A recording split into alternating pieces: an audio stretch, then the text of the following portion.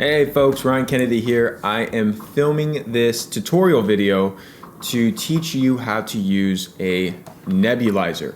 I think everyone should have a nebulizer in their house, in their possession, for a multitude of reasons. Given the time we're in now with everything going on, I don't need to elaborate on that, or this video will not make it to your viewing. Nebulizers are a powerful tool. They're essentially a way to safely breathe things into the respiratory tract, which can have a number of benefits depending on what you're breathing in. So people will put things like hydrogen peroxide, which I'm going to talk about specifically today. I also have a lot of people I work with nebulize glutathione, which is a powerful way to quell inflammation and bring antioxidant support into the respiratory tract. And then also different herbs, essential oils, all sorts of different blends you could put in this sucker for a lot of relief and benefits. And so I posted some information about, especially for chronic sinusitis. I did a whole podcast interview with Dr. Thomas Levy about nebulizing for other purposes that I will not name, but look into that episode if you're more inclined to learn about that. But for today's thing, I'm going to just kind of talk about the basic use of this thing, because there's not a lot of good tutorial videos on how to even use a nebulizer. People get this, they're like, okay, what do I do with this now? And I thought the same thing. I went on, this was probably a year ago or so. I went on YouTube and was like, how to use a nebulizer, and the videos were pretty lousy. So figured I'd film my own.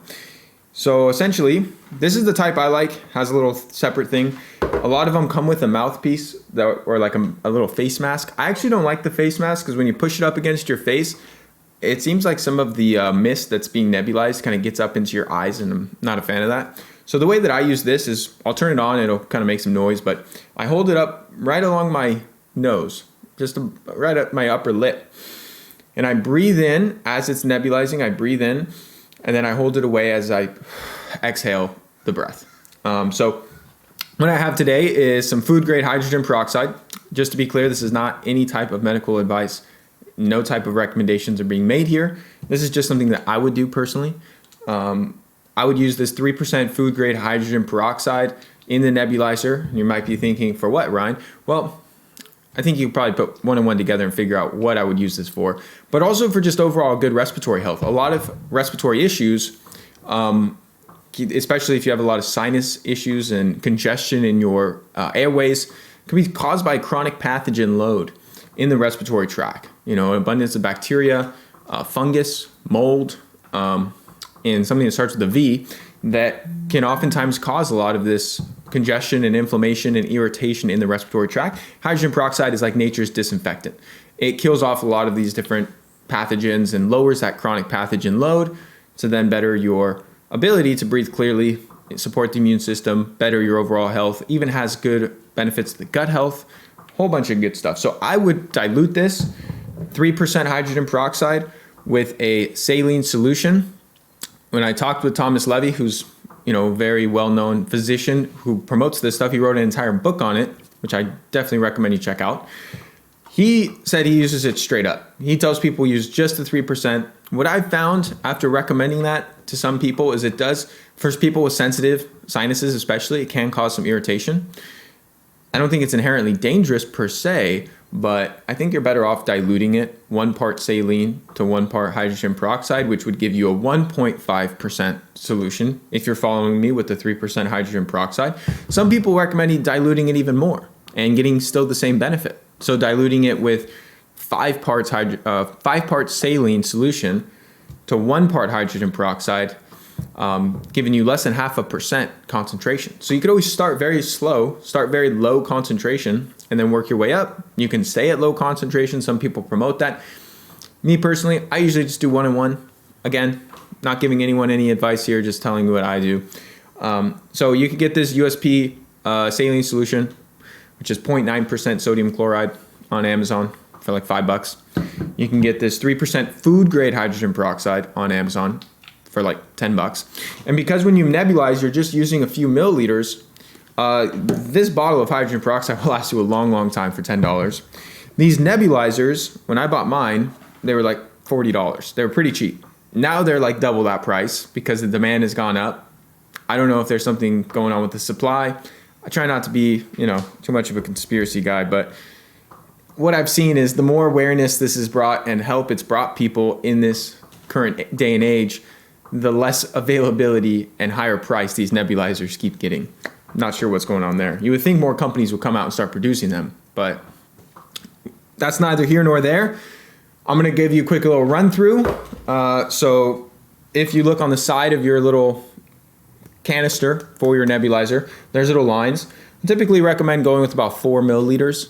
And so what you can do is actually use measuring teaspoons. So you can take like a measuring 1/2 teaspoon, which would be, I think about 2.5 milliliters. And kind of fill that up most of the way. I just eyeball it. You know, I put in a little, I'll actually do it here on the video so you can kind of see my process with it all. So I'll open up the saline and I'll put in just a little splash. It's really easy to put in too much, and when that happens, I'll usually just pour some out. If you want to be really exact with this, I would recommend mixing it with measuring tools in like a separate container and then pouring it in this thing. I'm not too exact with it because I've done the straight 3% and it worked just fine for me. So I'm not worried about like it being too strong for me personally. Again, I'm not telling anyone what to do. I'm just telling you what I do. But this 0.9% sodium chloride saline solution, I'm gonna put a little dash in there, right around 2 mLs, and then give this a good shake.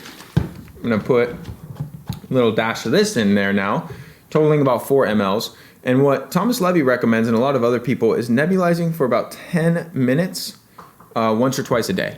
Now that could be, you know, depending on you and depending on what you're doing it for, if it's prevention, if you got something going on, that maybe you do it more times, maybe do it 3 or 4 times a day for 10 minutes. Entirely your choice. I don't do this every day.